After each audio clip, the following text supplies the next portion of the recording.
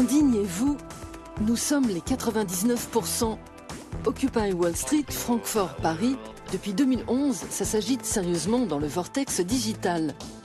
La culture protestataire s'est emparée du net et elle sait s'en servir. Les réseaux sociaux font office de catalyseurs révolutionnaires aux quatre coins de la planète.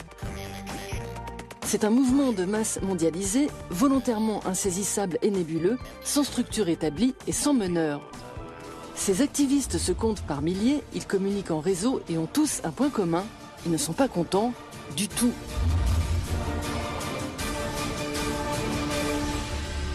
We are anonymous. We are legion. We do not forgive. We do not forget. Expect us.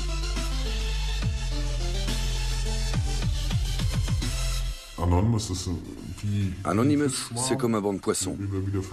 Il y aura toujours de nouveaux poissons pour rejoindre le banc, pendant que d'autres le quitteront. Tous les poissons sont pareils, et c'est quand le banc agit collectivement qu'il se passe quelque chose de grand.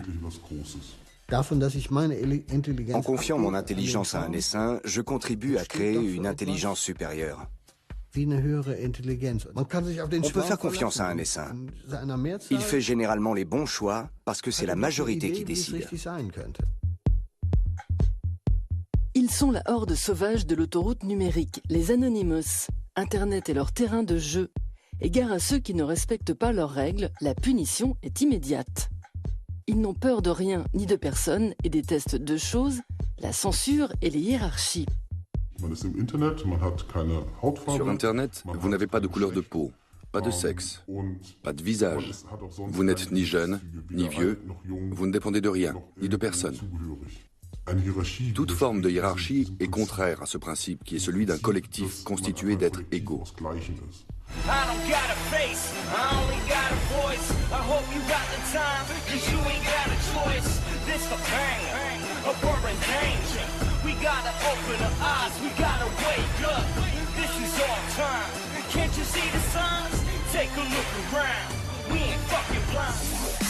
Aux racines d'Anonymous, on trouve les forums image boards et surtout le plus célèbre d'entre eux, 4chan. Le principe, poster des images et des commentaires dans le plus parfait anonymat. Entre dérapages racistes et détournements visuels s'y côtoient le pire et le meilleur. 4chan est un site très intéressant. C'est un peu le frère bâtard de Facebook. Là où sur Facebook, chacun s'affiche avec son nom et doit assumer ce qu'il fait, 4chan ne compte foncièrement que des anonymes. Ce qui fait que les utilisateurs s'y comportent souvent très très mal. Par contre, on y rencontre une énergie créative assez exceptionnelle.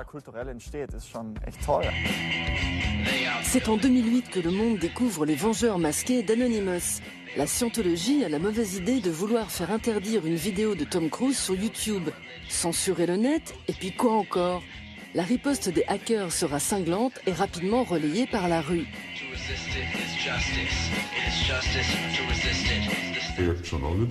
Cette opération, le projet Chanology, c'était les débuts de l'activisme sur le net. On sentait qu'on faisait un travail de pionnier. Pour la première fois, le mouvement débordait du monde virtuel dans le réel. C'était ce qu'il y avait de fascinant là-dedans. Personne ne sait vraiment qui fait partie de ceux qui se surnomment les Anons.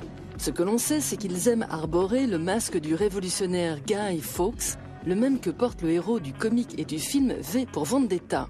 L'anonymat est à la fois force et faiblesse, mais il est surtout très utile.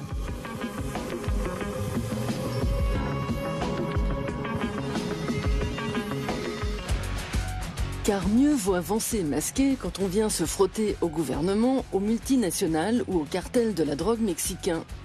L'objectif est simple mais redoutable, paralyser le flux informationnel. La plupart des actions revendiquées par Anonymous s'apparentent à de la manifestation. Ces attaques dites en déni de service, les denial of service, sont l'équivalent sur Internet de ce que serait un sit-in dans la vie physique.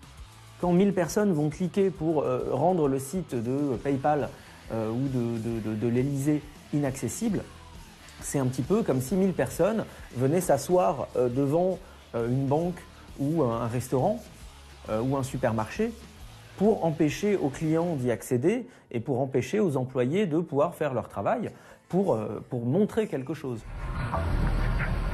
Les États sont démunis, renforcent la surveillance et multiplient les coups de filet.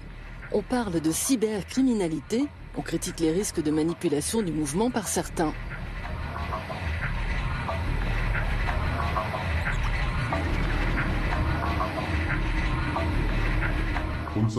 La devise, c'est Docs or GTFO.